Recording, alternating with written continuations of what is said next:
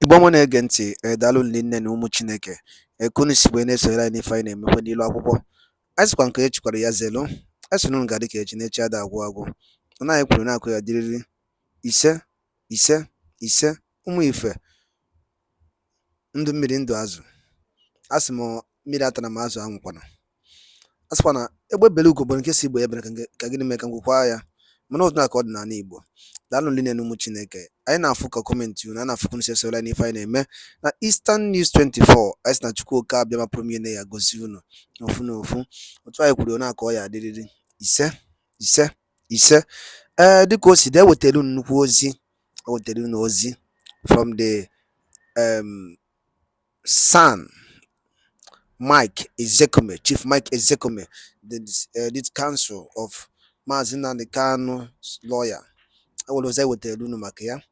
Awolo okwu o kwuru n'interview maka ife mere n'oge gara aga, maka ife mere gee ntị ka achọ m ka ọ bụrụ ọnụ m ka o esi wee pụta, mana gee ya bụ ife ị ga-esi ya drop right comment ka ife ichere gbasata maka ihe Maazị Nnamdi Kanu's lawyer kwuru n'ilu akwụkwọ a. Anyị adịghị anụ n'ọgwa ya dị eso okwu. Ife anyị na-ewetara unu bụ ife unu kwesịrị ịma ka unu na-adị update n'ihe na-eme na ana anyị bụ Biafra land and the world. All right, over to you, Sir Mike Ezekome. Over to you, sir. The case of Guinea, for example, a family being in power for 57 years. Are you the only family in Guinea? Are there no other Guineans? What gives you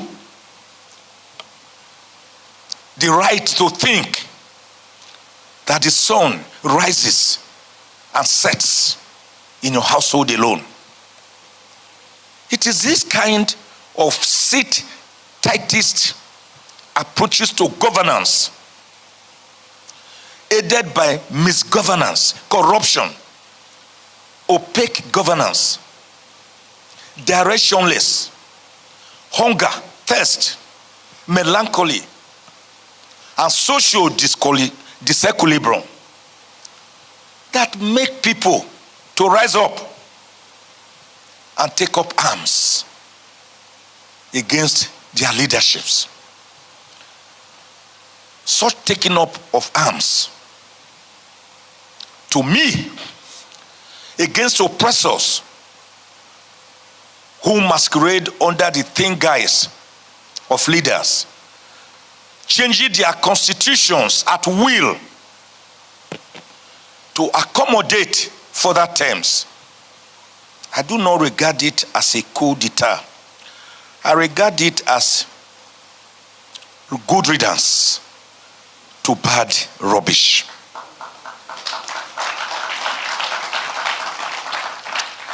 That is why I have written tons and tons of articles. My last outing on this was 40 pages. By the way, my keynote address today is 78 pages, but I'm just speaking to it. And I've sent it already to the Secretariat. My last outing on this was 40 pages, where I warned the Nigerian government not to lead or aid ECOWAS to go to Niger Republic to attempt to forcibly remove the interim military government, with Niger Republic having served borders with 7 states in Nigeria. The humanitarian catastrophe, displaced and dislocated people that you are going to cause will be unimaginable, added to our present insecurity, Boko Haram, armed banditry, kidnapping, hunger, thirst, disillusionment. Let me use this forum to warn the Nigerian government. Don't dare it. It is neither righteous nor justified to intervene. Not only because Niger Republic is a sovereign state, but also because we have no right to intervene and tell them how to govern themselves. Nigeria has never been told how to govern herself. From the first military purge of 15 January 1966, led by Major Kaduna Uzoguchukuma and other young majors, I didn't see the international community come here to tell us how to govern ourselves. The counter-coup, or rather, the counter-coup that removed General JTU Aguiyi-Ironsi, who ruled for 6 months, led by Murtala Mohammed, Danjuma and others, and the enthronement of a 32-year-old bachelor, later General Yakubu Gowon, to be head of state, who ruled for 8 good years between 1967 and January 15, 1970, the Armed Forces Day, when General Philip Effiong surrendered to General Olusegun Obasanjo. I didn't see the international community invade us or interfere in our foreign affairs. When Murtala Mohammed was killed, ambushed and killed in Ikoyi in 1976, and Olusegun Obasanjo was made head of state with Yar'Adua as his deputy, I didn't see the international community come to tell us how to govern ourselves. When Obasanjo handed over power in 1979 to Alhaji Aliyu Shehu Usman Shagari, with Dr. Alex Ekweme Anigbo as his vice, I didn't see the international community come to lecture us how to govern ourselves. When that democratic government was forcibly overthrown by Major General Muhammadu Buhari on the 31st of December 1983, I didn't see AU or UNO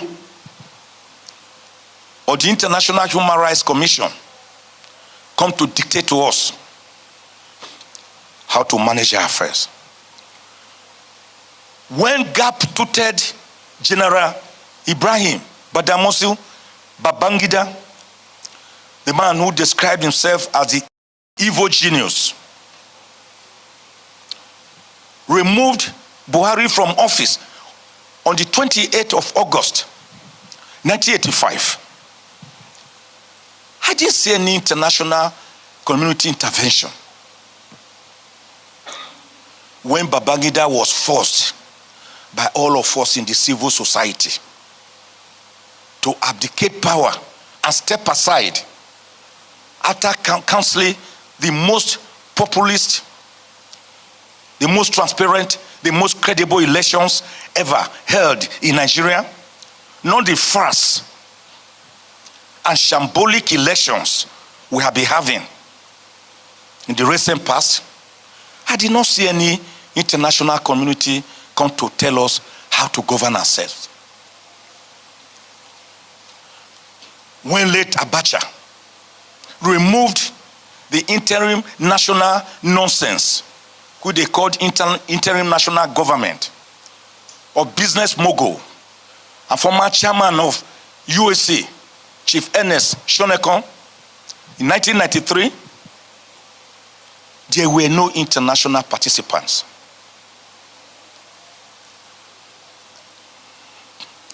And when the diminutive General Sani Abacha, but a very intelligent man, who institutionalized Nigeria's 6 geopolitical zones, where were the international community?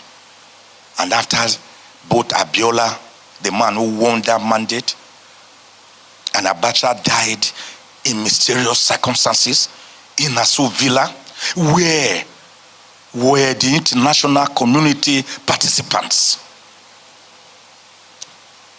And when General Abdulsalami Abubakar, the chairman of today's occasion, in absentia, took over power and within 11 months handed over to the democratically elected government of Obasanjo, I did not see any international community participate. So there is no reason whatsoever, and we have no moral high grounds or authority to go and intervene in other countries' internal affairs, sovereign countries with their sovereignty and suzerainty. Sir, Your Excellency, Secretary General, help me convey my very strong message to African leaders to give governance, good governance to the people, and where they are not ready for the gains, they should be ready for the pains.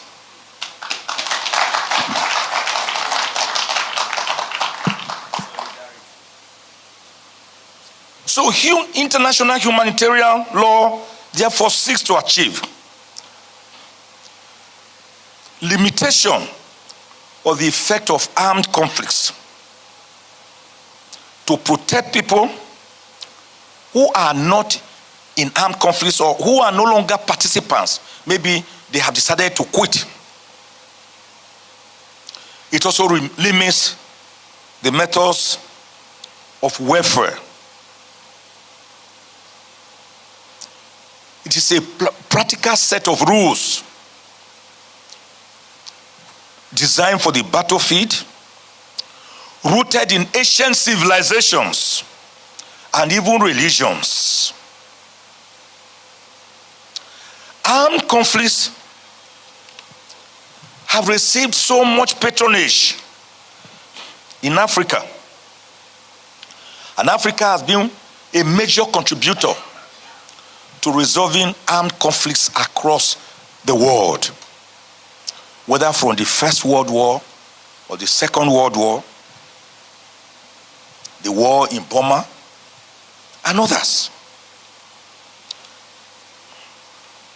But have these long years under colonial tutelage contributed anything to Africa in return? Are we not still regarded from the white man's perspective as people of the early caves, Australopithecus, early cavemen, people they think are savages, jumping from one tree branch to another, when civilization actually started from Africa here? Secretary General, help me let them know that civilization started in Africa.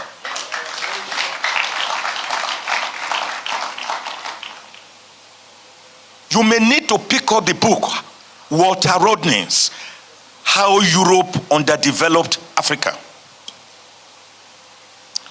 You may need to read about slavery and slave trade that dehumanized humanity for over 500 years. Man's inhumanity to man, degradation, servitude. The great roles of unforgettable historical prodigies, Thomas Clarkson, William Wilberforce, our own Olaido Equiano, to abolish this slavery. And how Abraham Lincoln picked up the gauntlet and made the proclamation for the abolition of slave trade, which led to his prompt execution in 1865 during the wars between the Southern Confederates and the American Union.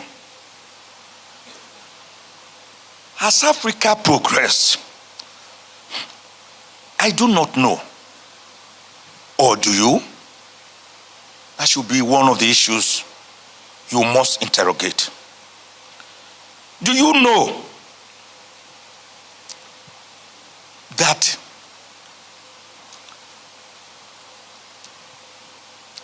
the International Federation of Red Cross and the Red Crescent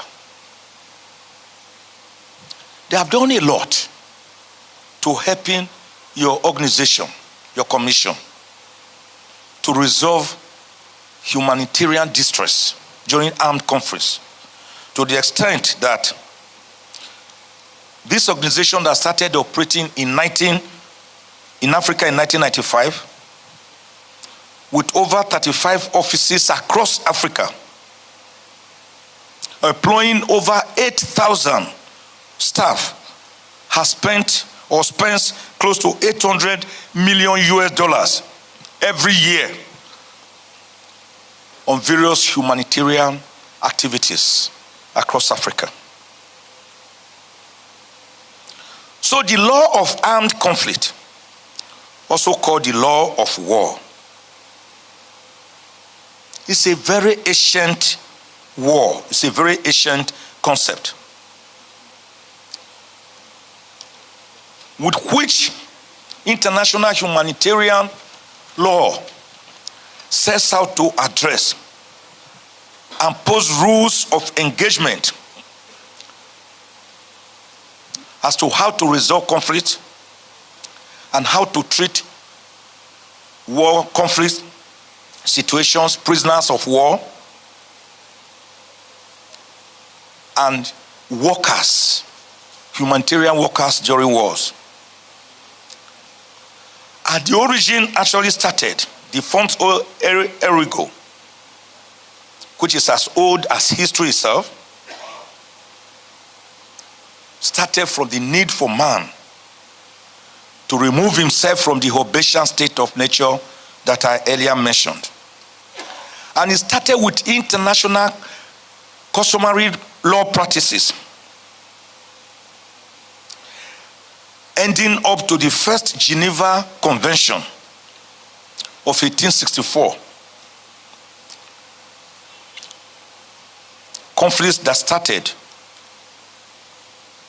even by 1000 BC. So we had earlier war codes and norms before this Geneva Convention. Great jurists, priests, scholars, philosophers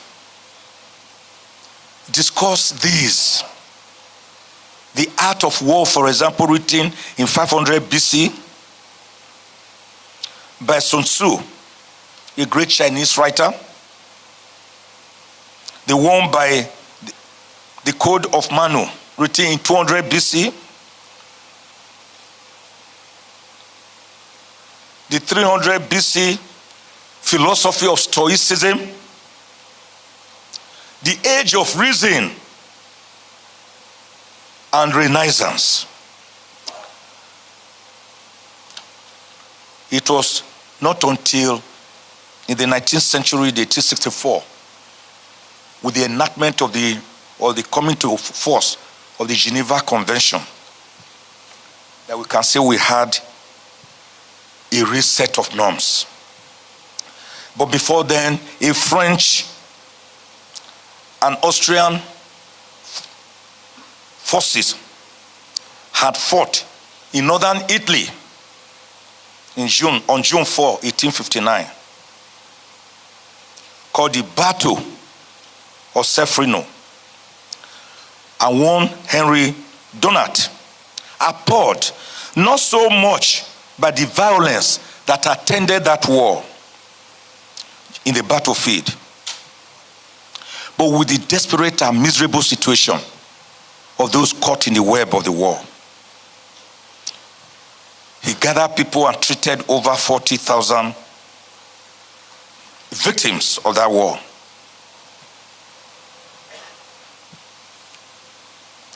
We had the members of the Society for the Public Good by President Gustav Munier, who was impressed by Donan's book. All these led to the formation of the International Red Cross, Red Crescent, and other bodies. So that 1864 Geneva Convention was arrived at for the first time to reduce armed conflicts, and they became regulated by general law.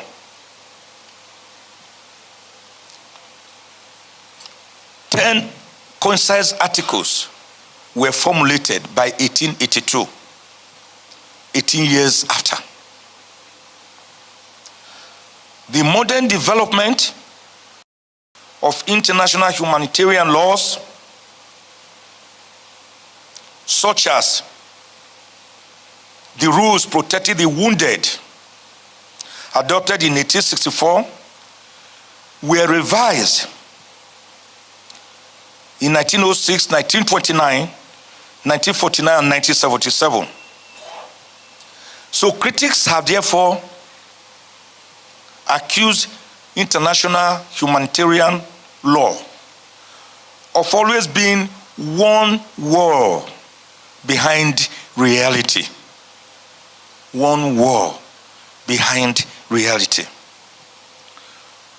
In my 77-page dissertation, I've chronicled the various conferences, the 1868 St. Petersburg Declaration, the 1899 conference convened by Sir Nicholas II, the 1906 Geneva Convention, which expanded the articles to 33 so as to take care of the wounded and the sick during armed conflicts, and other various conventions that have since emanated and developed. 1907, 1925 Protocol, the Swiss Confederation Conference of 1929, 1949 Post-World War II Convention, 1954 Convention for the Protection of Cultural Property, known as the Hague Convention, the 1977 period and humanitarian rules governing civil wars, that's non-armed conflicts, the 1980 period and prohibition of use of certain conventional weapons, the 1993 Chemical Weapons Convention, the 1995 period, 1997 period, 1998 period, 1999 period, 2000 Geneva Protocol on prohibition of involvement of children in armed conflicts, the 2003 Multilateral Protocol that deals with unexploded and abandoned remnants of war, the 2005 period and adoption of the Red Crystal as against Red Cross and Red Crescent. You have all of them in my paper. And please, Secretariat, kindly circulate to all of them when we finish. Because a 77-page document cannot be spoken into within the few minutes have been given. The 2013 Arms Treaty is there. The 2017 Prohibition on Nuclear Weapons. We also have the international human rights laws as against international humanitarian law. One can be suspended, the other cannot, because it is global. I also discuss international law versus international humanitarian law and the differences. Then the fundamentals of public international law, I discuss. The promotion of human rights, that's the United Nations Charter, fundamental principles to promote human rights. Strict limitation on the right to use force against other states, and the strict prohibition on the acquisition of territory of other people by force. I discuss jus cogens and jus ad bellum and jus in bello, and the differences between these concepts. I discussed international humanitarian law and the responsibility to protect. Protection of population from particular crimes, genocide, war crimes, ethnic cleansing, and crimes against humanity. By the grace of God, I'm a counsel at the International Criminal Court at The Hague.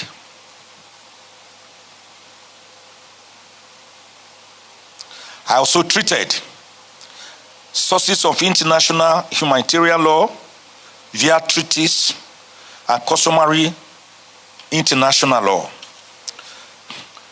The general principles and judicial decisions emanating from them.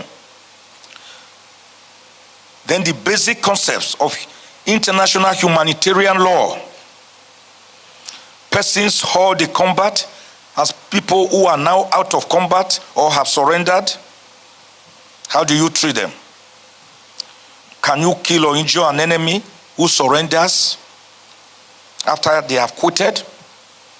What do you do with the weak and the sick?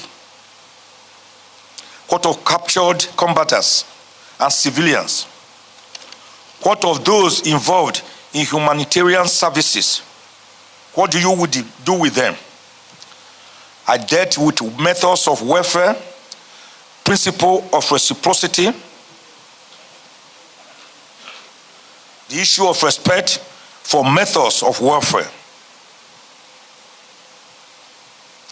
I dealt with international armed conflict and non-international armed conflicts, that's civil wars, and the difference between them. I also dealt with other conflict situations. Then zeroed in on the law of armed conflict,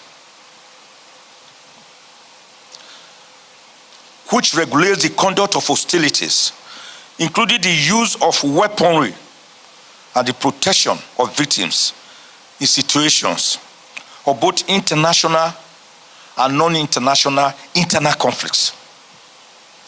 I gave the example of the first Gulf Civil War of 1991. I discussed combatants and non-combatants, like medical personnel, chaplains, civil defense personnel, members of the armed forces who have acquired civil status, corps men, medical officers, chaplains, imams, technical crew, contractors, representatives, how to treat them. This law deals with them. Then I discussed the general principles of the law of armed conflict, which is that the fundamentals of it is to prevent the use of any kind of force which is not required for the purpose of resolving a war. That's the principle of proportionality. A war is simply to disarm and degrade and downgrade your opponents. It is not really meant to kill or to punish civilians.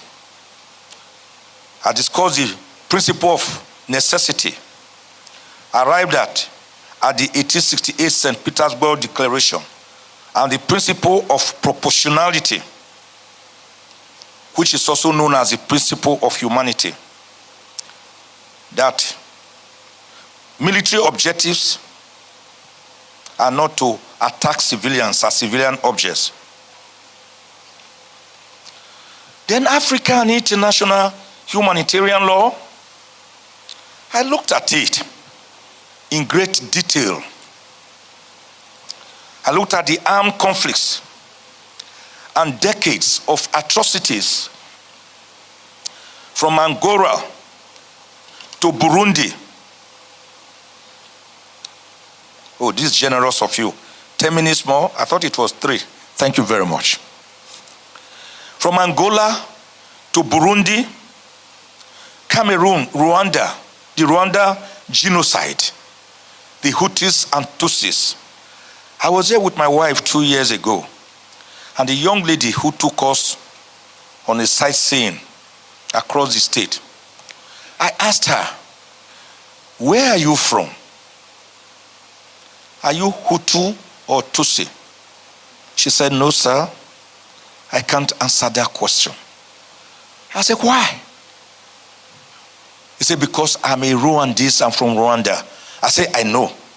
Originally, were you from Hutu or Tutsi? He said, I'm sorry. All Rwanda people are regarded as one.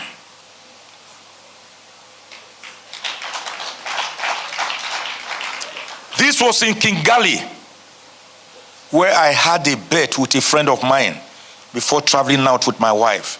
My friend told me, if I saw a piece of paper anywhere on the streets of Kigali, that he will pay me 1 million naira. I told my wife, I thought I was a poor man. I'm going to be rich. Because I will see not only pieces of papers, I will see dumps of refuge. For the 10 days, about 10 days or so that we were in Kigali, Rwanda, trust me, speaking straight from the heart, I never saw a piece of paper on the streets. These people even wash the trees that line the streets for beauty. A small country in Africa, once ravished by internecine war. Can we say this of Nigeria, the giant of Africa, with over 225 million people by latest United Nations projections? I do not know, or do you? Poser for all of us. From Central African Republic to Chad, Cote d'Ivoire to Djibouti, Democratic Republic of the Congo, DRC, to Egypt, Eritrea to Ethiopia, Liberia to Libya, Mali to the Congo, Gabon to Nigeria, Niger to Sierra Leone, Somalia to South Sudan, Sudan itself, Burkina Faso, Mali, Uganda. The death toll alone in all these conflicts is overwhelming. During the Second Congo War, not less than 5.4 million people died.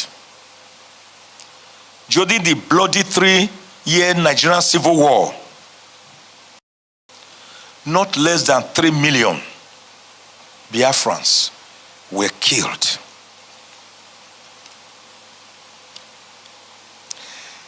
There is a great writer, Mr. Greenwood. He told us that the theory that humanitarian law is essentially Eurocentric is in reality more than a criticism of most literature on the subject than a reflection of historical fact. It says it's a reality when we say it is Eurocentric. This is because of the ravages of colonialism and even now of neo-colonialism. We all remember the partition, the Berlin partition of Africa. They came, they would just say, Portugal, which side you like? I better take that side. France, you like that side? Take. English people, do you want Nigeria and others? Oh yeah. The great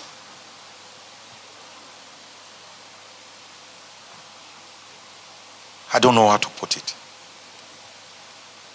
That was how Africa was divided and shared. So they have tried again and again to still believe that we are terra nullius, either no man's land or savages. Help me tell them we are not. Help me tell them that Africa, even if you look at the world map, is at the center, is the heartbeat of the world.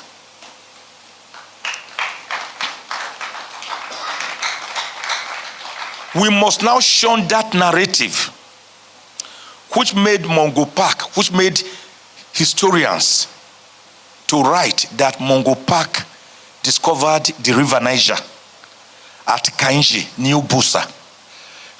How do you discover a river where you met inhabitants, drinking the water, taking their bath with the water, and you tell us that you discovered it?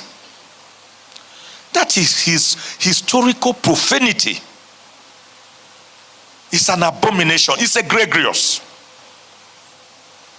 We should not allow others to write our history for us.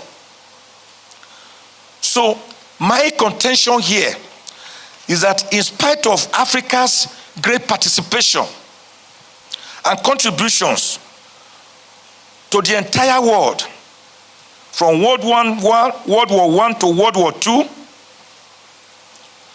to various wars, and to international peace and security, we are not accorded our rightful place. Africa needs to be accorded her rightful place. And the international humanitarian law, I will read my brother Dr. Ezekiel's book later, and I hope you treated that very seriously, should now begin to beam its searchlight on its development in Africa, because a candle does not lose its flame by lighting other candles. Tell them that you cannot cover the sun with your finger. Tell them you cannot clap with one hand. The Western world, they need Africa just as Africa needs them.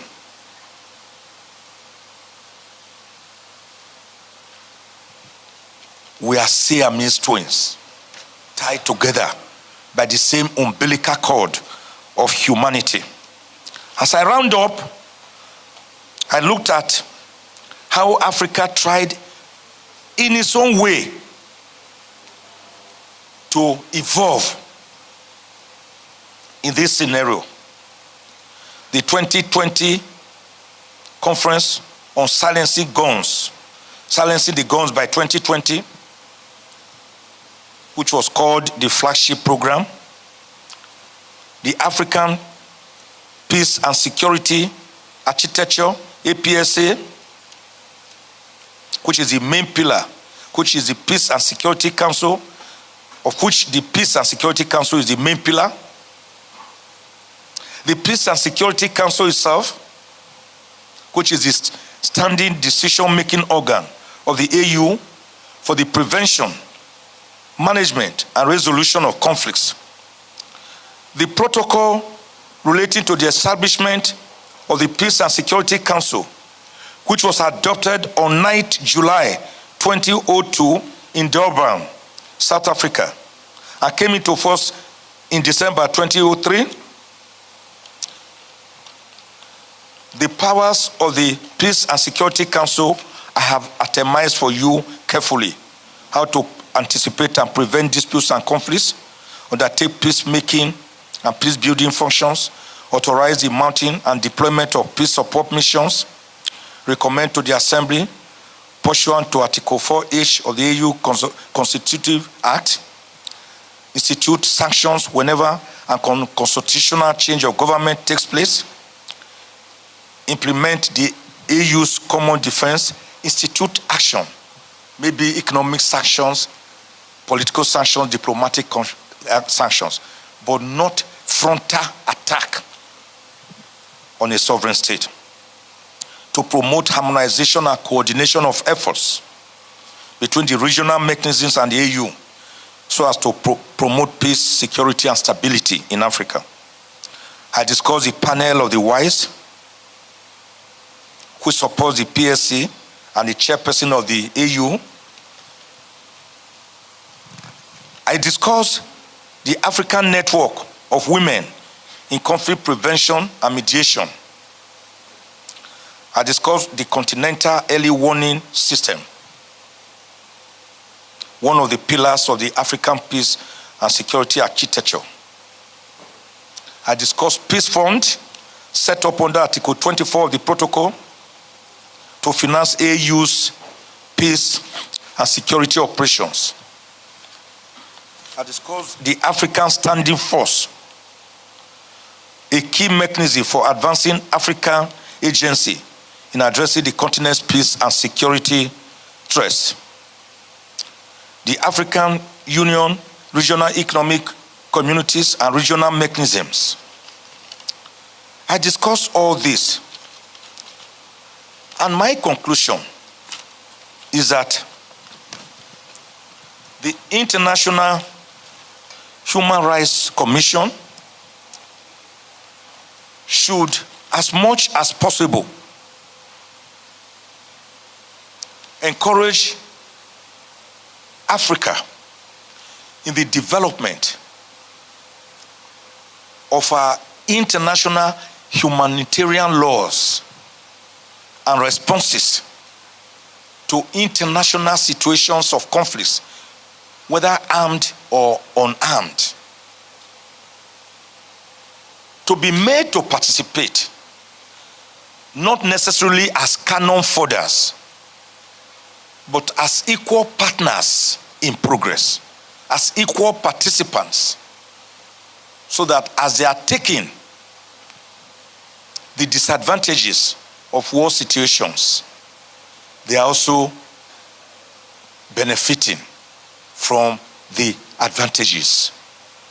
That is my humble submission. God bless you all. Thank you very much, and God bless you.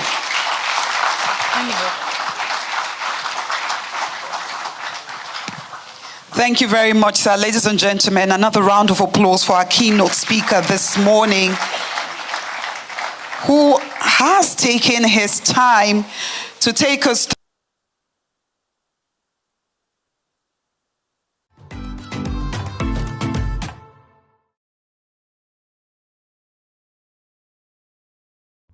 ndị be anyị daalụ nne n'ukunu si wee na-esola anyị n'ife anyị na-eme unu na anyị ga-afụgasị ebe o wetagasịrị aka gbasịta maka ife melenụ na election tribunal emelụ. Ịma na ife nji na-ekwu okwu a bụ na onye ndu kwuburu ife a ekwu that na Nigeria can never give you that option to loan. Mana ndị malicha na-egwu ka onye ndu na-egwu. Maazị Nnamdi Kanu bụ a real prophet. Onye ọbụla dị ndụ n'ala Igbo kwesịrị na-akwanyere ya ugwu. Maazị Nnamdi Kanu ife niile o kwuru na 2017 na-afụta Buhari no Asiwaju Ahmed Tinubu ka ya enye ya, and ono o kwuru ya ka o si wee dị. If are the people that's na future that see tomorrow, then na-ekwu ndị Igbo mere nnukwu ife o ewere nnukwu ife anyị kwesịrị iji ya. Maazị Nnamdi Kanu na-egwu egwu ọma dịka ndị Igbo, a prophet our time. Okay, dịka anyị nụrụ ife Maazị Nnamdi Kanu lawyer kwugasị, the same thing na Maazị Nnamdi Kanu na-ekwu. Onye ọbụla kịta awụsaga aka wụsa ọkpa jebe adịrọ mma na nwa adịrọ mma dọranụ 937 ka eke esi wee survive ije a. Then mana onyere karịkwa kịta o kara bụ ndị obedient movement onyere karịkwa unu kịta join ya na-eme join ya to liberate from the constitution called Nigeria. Daalụ na ụmụnne m, ngwanụ ka emesịa n'ụmụ Igbo.